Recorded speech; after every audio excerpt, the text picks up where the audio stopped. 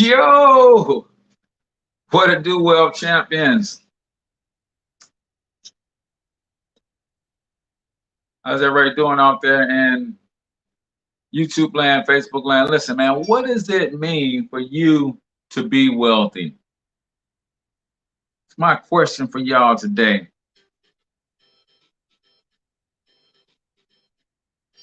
Just doing a little work today, man, and just thought I'd jump out and have a quick conversation about wealth, what it means to be wealthy. Do me a favor, go ahead and comment in the chat where you're from. Also, drop the name of your business and or your brand for a free business shout out. Also, I'm just always looking for people to interview for my podcast, looking for people to connect with. So tell me a little bit about what you do without dropping a link. Huge shout out to all the people who participating in the free Facebook marketing workshop this morning. It was a blast. I always learn a lot from people who partner with me. So that was pretty cool, listening to and instructing people on how to use Facebook to better expand their brands. Got a new product that I rolled out, and that was pretty successful. So let me know where you're tuning in from, the name of your business and or your brand. And I just want to know from you, what does it mean for you to be wealthy? Give me your definition of being wealthy. I'm gonna give you my definition, but I'm also gonna give you some tips on how to get there. But one thing I can promise you is this, right? If you don't have a picture of what it means to be wealthy, you will never hit it, right? That's first and foremost. So for those of you who do not know me, my name is H. Cortez. I'm a wealth strategist and author. And for the last 5.5, going on 6 years, man, I've been on a mission to empower our people economically through financial literacy with an emphasis on personal brand development and entrepreneurship. And when it comes to building wealth, a lot of people don't even have a picture of what it means to be wealthy. And more importantly than that, a lot of them have a false picture, right? Because we believe that wealth looks like what we see on TV. That ain't wealthy, man. I know a lot of wealthy people that you will never see doing some of the stuff that you see on TV. So Jules, what up from Newark, New Jersey, 629 Entertainment Group, DJ and Party Rentals. Love it. I love that. Hey, listen, I don't know if you do any original production, but I got a couple podcasts I need some intro music for. That'd be maybe perhaps we can connect on some of that if you do that kind of thing. I'm not sure. But one of the very first things, man, if you're going to be wealthy, the first thing you must do is define what wealth means to you. So Zanetta says, being able to do what I want when I want. And that's important. For me, building wealth means time freedom, right? Being wealthy means, being able to do what I want when I want. But I take it a step further and I say, for me, what's up, Idaris? Building wealth, or I consider myself wealthy when my non-wage income, that means when my income that comes from my assets when my non-wage income surpass my expenses, my fixed expenses. So for instance, right now with a son in college, another son in Houston trying to get his grown man on learning what it costs for me to feed all of our family, all of that stuff, housing, clothing, shelter. If it takes $4,000 per month to do that comfortably, the minute my non-wage income exceeds that $4,000, I consider myself wealthy. Now, that might not be your definition of wealth, but I'm telling you, that is the target that I'm aiming for. I've got to build enough non-wage income to where it surpasses all of my fixed expenses, right? That's my definition. Teron says having monthly income and time. Yeah, that's another way to say it. Do you have enough income that buys your time back, right? I was listening to Wall Street Trapper on YouTube, and he said the person that owns the most of their time can create the most wealth. The person that owns the most of their time can create the most wealth. Let me ask you a question. How much of your time do you own? And that is the amount of time you have after you do whatever you need to do to make money. So for 95% of us, it's going to work 8 hours a day. And then you have to factor in not only the 8 hours, but how long is your commute? How much time do you have to spend preparing for work? How much time do you spend decompressing after work? So that might be 10 hours for you, might be 11 hours for you, depending on how long your commute is to and from work, right? Then you got to sleep 6 hours minimum. So if it takes you 10 hours to take care of the work thing for the day, it takes you 6 hours to sleep. Now you're at 16. Then you got 8 hours, right? So how much of those 8 hours are you spending towards building your non-wage income, right? Gilberto says I own like 15 hours of my time, right? And that's a good thing to know. It's a good place to start, right? Now the question is, how much of that 15 hours, Gilberto, are you investing in building one of these three types of income? I am only willing to exchange my physical labor for three things: passive income, residual income, or an equity, right?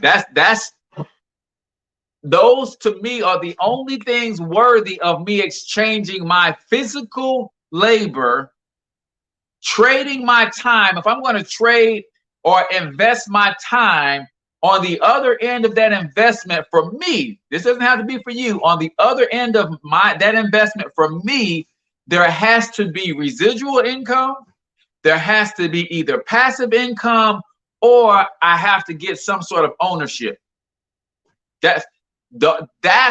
See, I've already bought my 24 hours a day back, right?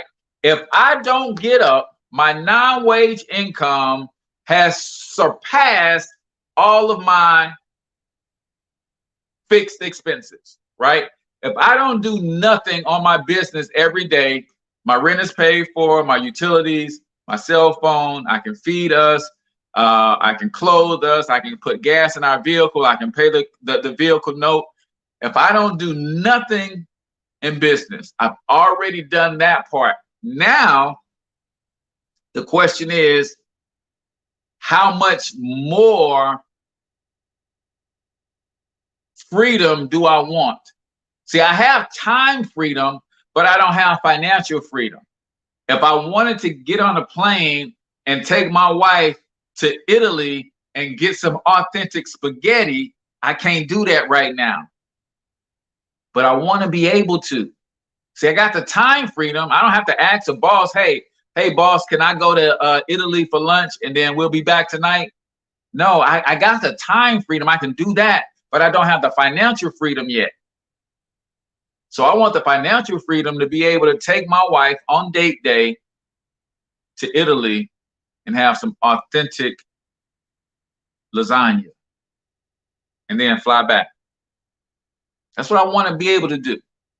So I'm not there yet, but if we listen to Wall Street Trapper says, those who own the most of their time can create the most wealth. Now I have more time, and this is no knock on Gilberto. He says he owns about 15 hours, but I own all 24 of mine. So I have the opportunity to build more wealth and build it faster than him because he owns only 15% of 15 hours of his time, right? So I've accomplished one of my missions is to buy my time back. Now I want the financial freedom to, like, who said that? Zanetta said, to be able to do what I want when I want. So how do you get there? How can you get to a place where your non-wage income is exceeding your monthly expenses so you can buy your time back? Guys, you gotta focus on cash flow. Gotta focus on cash flow. See, for most of us, we've never been or never had a problem with getting money. In fact, we some of the money gettingest people on this planet. We know how to get money, but nobody has ever taught us the difference between income, getting money, and cash flow, putting that money into situations that's going to bring us cash without physical labor. That's where we got to get to. If you want to buy your time back, you have to have something working, just not you. Either you have your money working for you in investments, you have properties or other assets working for you, you have businesses working for you, you've got systems working for you. You have to have something working, bringing you cash flow where it doesn't involve your physical labor and time. Here's a great place to start. Start a home-based business, man. Let me see if I can go to this stream and use my laptop to put in a comment, right? I just put together a series of actually a combination package of one of my books and an audio course. And I want y'all to go get this course. Less than 50 bucks, y'all. Less than 50 bucks. I need y'all to go get this.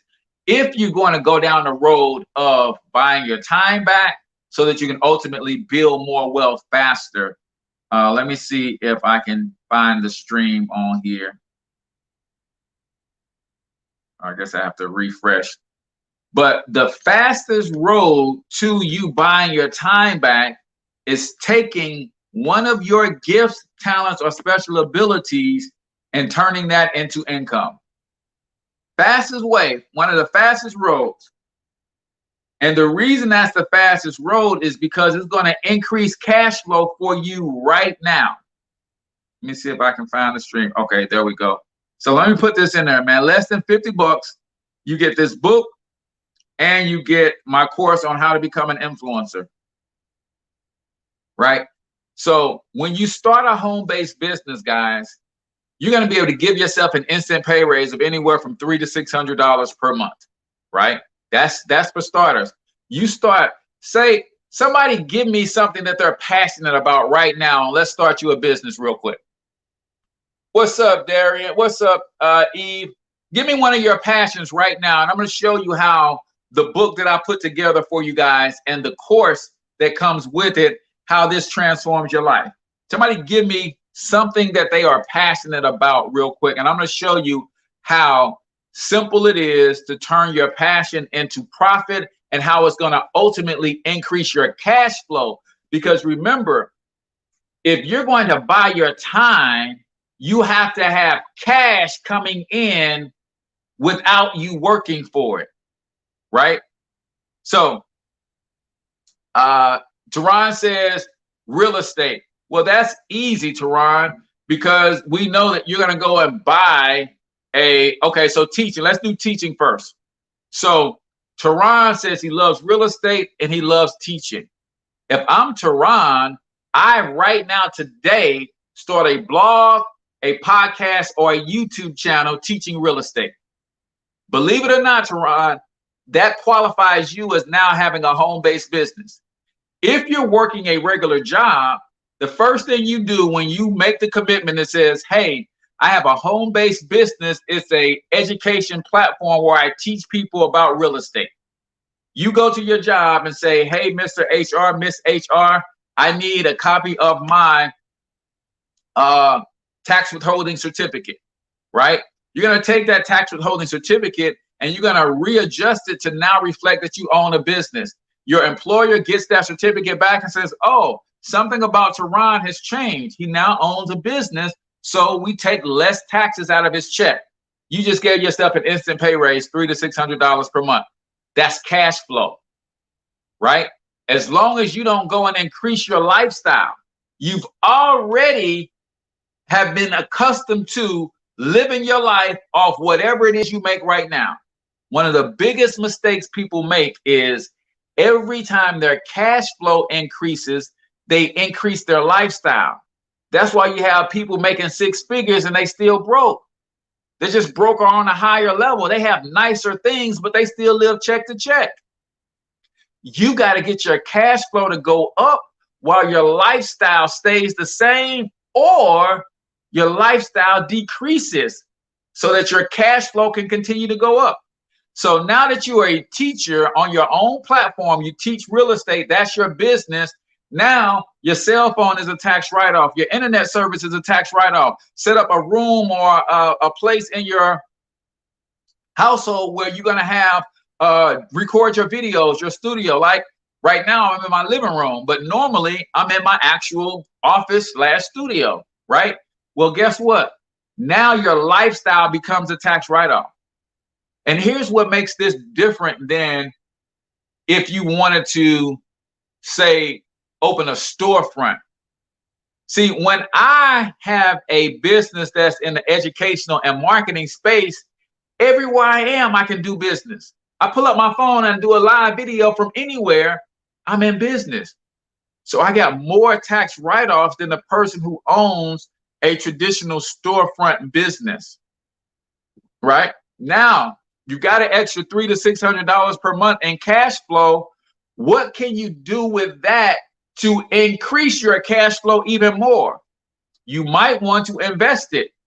You might want to use it to pay down some credit cards, pay off some other debts that's going to increase your cash flow. So if you got an extra $600 a month and you owe, I don't know, 10 grand on a car, you put that extra $600 on the 10 grand, right? And say that note is $400 a month. You got $600 because of your W-4 adjustment. That's your cash flow. You owe 10 grand on a car, plus the car note is $500 a month.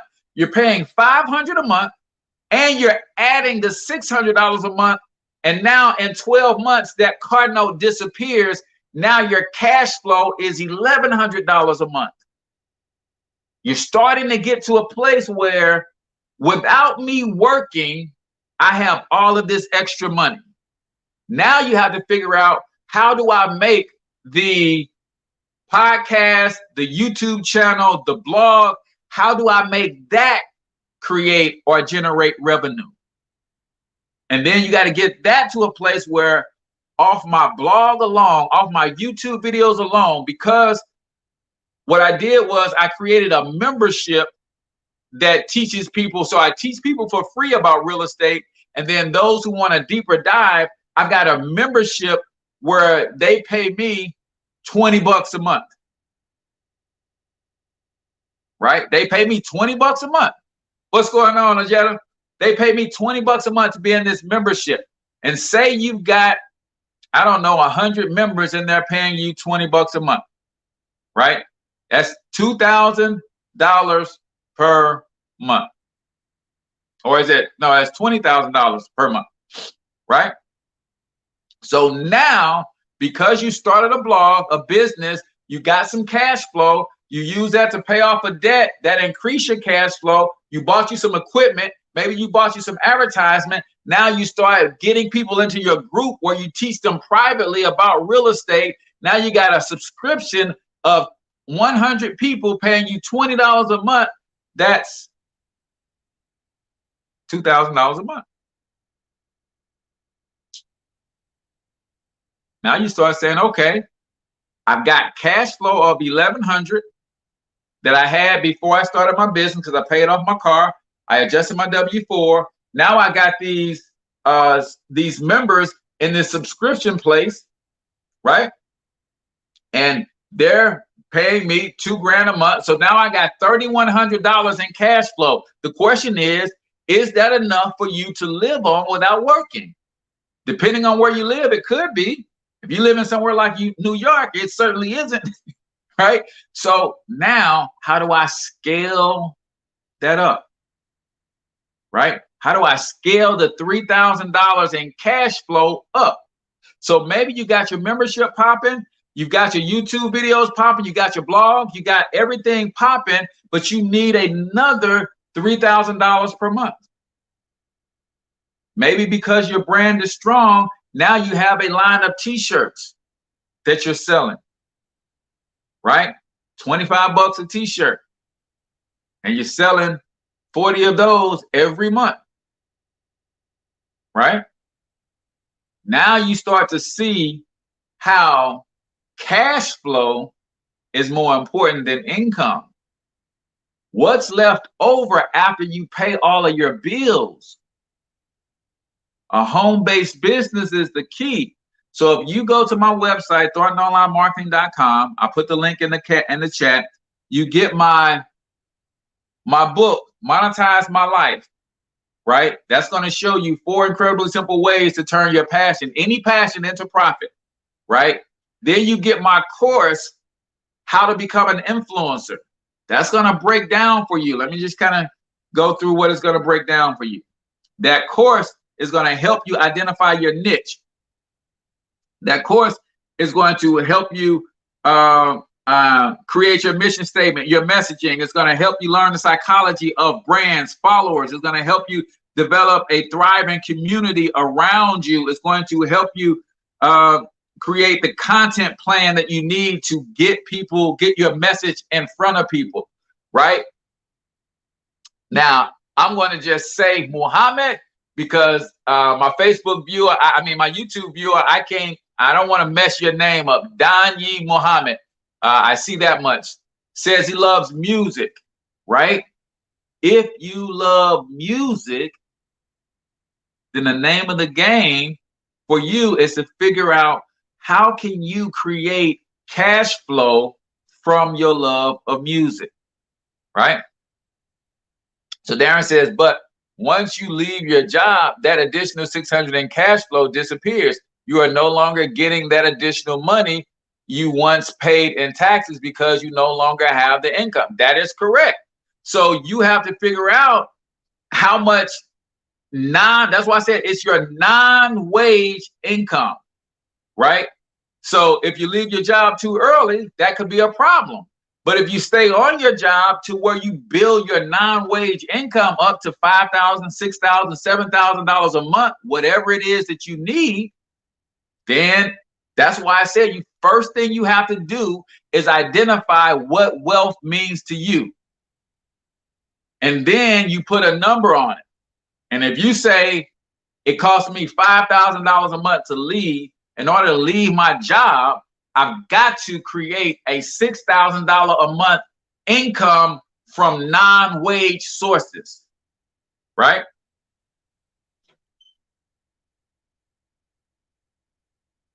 Yeah, he said, I agree, but we have to get that much right. Yeah, you have to, the point is your non-wage income, if you're trying to buy your time back, has to exceed your monthly expenses. That's what you got to get to. Whatever that number is for you, the question is, are you doing something that's creating non-wage income for you to begin with? That's the question. Most people are not even doing anything that's creating passive, residual, or portfolio income at all. And they'll never buy their time back unless they do that. You've got to put some time, energy, and effort into something that's going to pay you without you being there. Whether that's an investment into a real estate property where you're collecting rent, whether that is an investment into paper assets, stocks, bonds, mutual funds, whether you're trading Forex, you got to do something that's going to bring you cash without you being there. I use a home-based business to start because most people have a job and they're overpaying taxes. Well, if you bring $600 a month back into your household on your job and you leverage that $600 to get out of debt and start investing, build your business, build you some sort of income producing assets, then you determine how much do you need on a monthly basis coming from those non-wage sources to be enough for you to comfortably walk away from your job. That's why they must, as you said, wisely invest that income they freed up in tax. Yes, yes, that is key. Whether it is an investment in paper assets, stocks, whatever, but you got to start looking at doing something that's bringing you non-wage income, right? Definitely need to do something else. Yeah, a lot of people do, and the reason they don't, Teron, is because if I start thinking that I have to do something different, then I have to be willing to admit to myself that I was miseducated in the first place. If I did everything right, I went to school, I got good grades, I graduated high school, I went to college, got more good grades, got the degree, got the job, put money into my 401k. I did everything I was told to do, and yet I'm still not where I want to be financially. Then you have to admit that something is broken. Is it you that's broken, or is it the vehicle that you use to get where you want to be? Is that just not the right vehicle for you? And this is not a job bashing thing.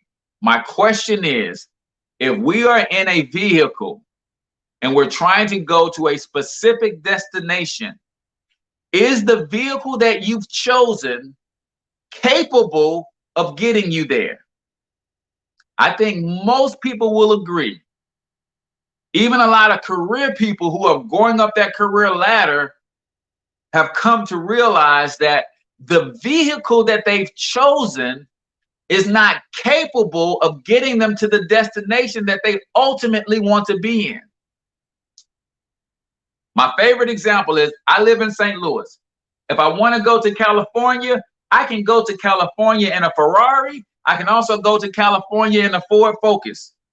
Both of them will get me to California. But when I get to California, if I want to leave California and go to Hawaii, neither one of those vehicles, no matter how hard I try, neither one of them are even capable of getting me to Hawaii. You got to ask yourself, is the vehicle that you're in even capable of getting you to the destination you want to be in? A lot of people, and this is what society does to you, this is the mind game that society does to you. When you start questioning the vehicle that you've chosen, they point it back to you and say, no, it's not the vehicle, it's the driver. You just need another degree. It's not the vehicle works. You just need to learn how to drive this vehicle better. No, the vehicle can get you there. You just need to maybe use different fuel in the vehicle. No, the vehicle actually does work. You just need a better roadmap to the vehicle.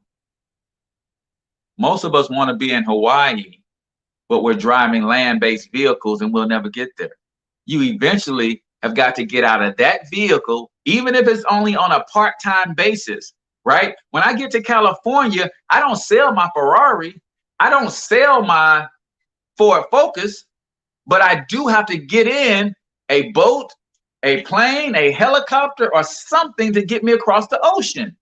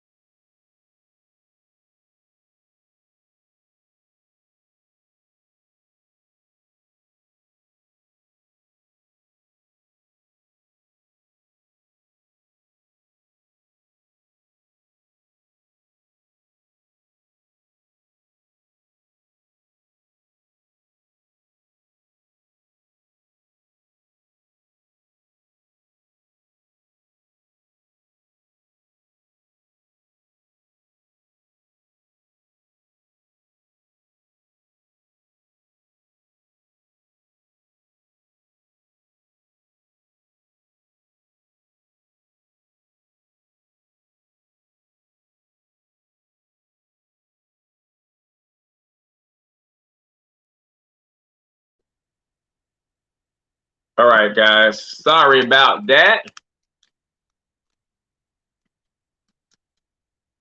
Yeah, my wife unplugged the Wi-Fi and messed me up a little bit. So where was I? It's your vehicles that you're in, but society always wants you to look at the driver and never the vehicle. Because if you start questioning this vehicle and you start thinking to yourself that, man, maybe this whole thing needs to be revamped. And there's way too much money in the school system and this current economic climate for us to be thinking about this whole thing being revamped, right? So think about the vehicle that you're in, and if you need to, from time to time, to get where you actually want to go, hop out of that vehicle and get into another vehicle momentarily, then that's what you do, man. And you do it unapologetically. Listen, I probably, because of the industry that I am in, I get a lot of flack, a lot of ridicule. A lot of people got negative things to say about me and what I do. There's a whole Instagram page dedicated to me because I teach Black people that network marketing is a good solution to lower taxes, take the tax savings, get out of debt, and start investing. It's a whole page dedicated to me being a false prophet, I think is what they call it. And I'm like, I can't really look at that and let that stop me from the mission that I'm on when I've helped literally thousands of families get out of debt, lower their taxes, and put themselves in position to start investing. Can I let the opinion of one person, because he don't like the industry, deter me from my mission? No, I can't. So what I'm telling you is decide where it is that you actually are trying to get to. Then you have to look at the vehicle that you're in and ask yourself, is this vehicle alone capable of getting me to the destination that I actually want to be? And if it's not, then you got to have the courage, despite the ridicule, despite the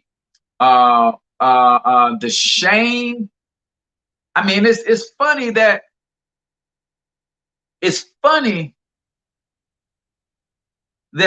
I make a decision that I think is best for me and my family to get on the pursuit of building generational wealth. And because you don't like it, you literally try to shame me into changing my mind. Who does that? Your friends, your family, people that you know, love, and respect will literally try to shame you into not pursuing your dreams and goals. So I want you guys to go to my site. I want you to check out that my book and that course. The book is called Monetize My Life. It's 4 incredibly simple ways to turn your gifts, talents, experience, expertise into profit. And then the course is how to become an influencer. How do you leverage these social media platforms to build a tribe of people that you serve, right? I don't even like to look at it as followers. You guys aren't my followers. You're my tribe, and I'm serving you. I want to see each and every single one of you guys win. That's why when you post a comment, I always respond, right? You share, I always send a thank you, right? Because I want to help you win. And if you guys go check out that course, I believe that's a great foundational starting point for most people. Understand that your gifts and talents are marketable, but most people don't know how to package and present them to the marketplace. So that's first. Then you got to understand, in this society, in this day and age with technology, you've got to learn how to leverage the technology to get your message in front of the right people. Is my message right for everybody? No, it's not. Some people are hell bent on making the system work. They are trying like heck to drive that vehicle across the ocean to get to Hawaii. That vehicle wasn't designed to do that. It's not job bashing. I'm saying have a job, but you got to have something else, right? Have a job, but you got to have something else. Yes, we must believe in our dreams and methodology, even when others do not, man. The book I read tells me all things are possible for him that believes. For them, it's only person responsible for me believing is me. That's the only person required for me to fulfill my dreams from a belief standpoint. The only person required to believe is me.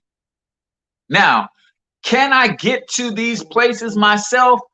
Far from it, man. I'm not naive enough to think that I won't need help along the way. What I don't need help with is the believing part, though. If I believe, that's all that's required. Now, you can help me along my journey. You can support me on my journey without necessarily believing in my method. But I'm the only one that's required to believe. So if you're going to build wealth, the first thing you're going to have to do is define what wealth means to you. Once you have that definition and you have that target to lock in on, the way you lock in is you make it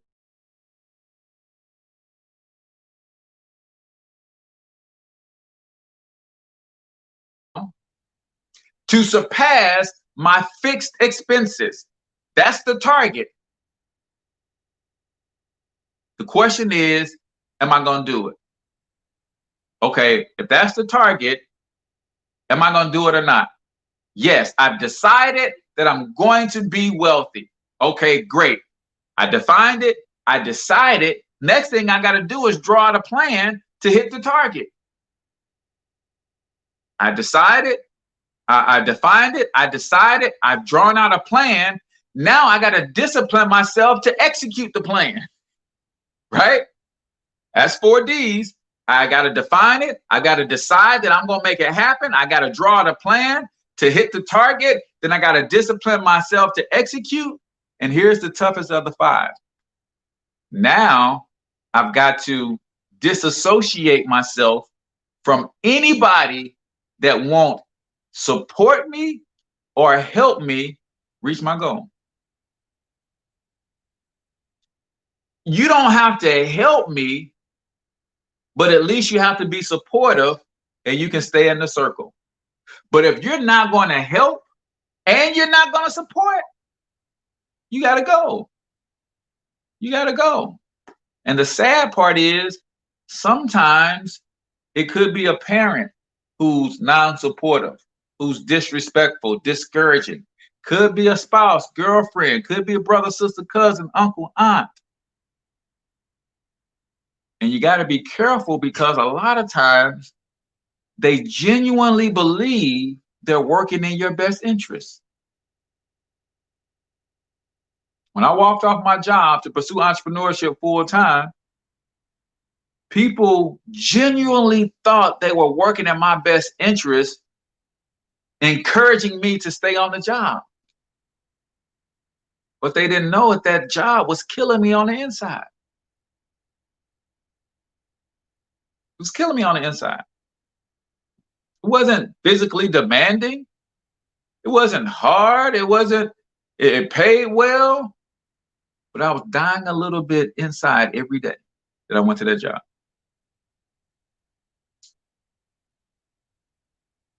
And some of you guys are at that place right now.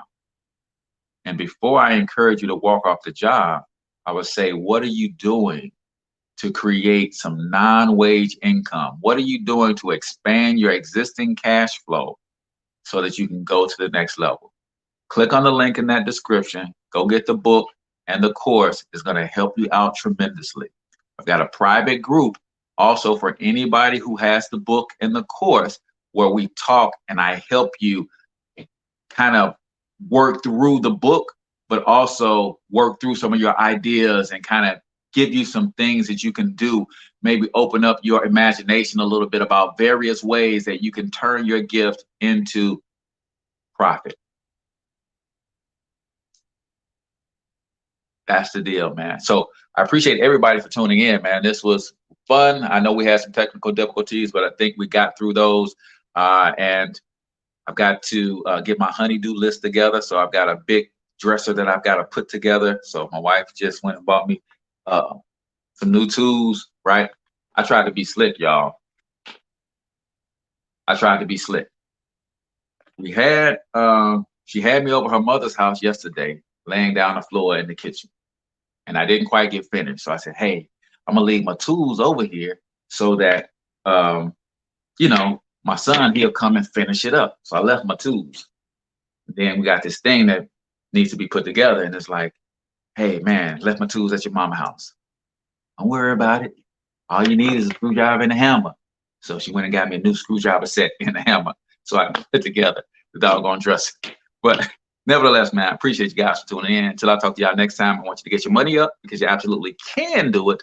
But more importantly, you deserve to do it, each and every single one of you. Now hustle up.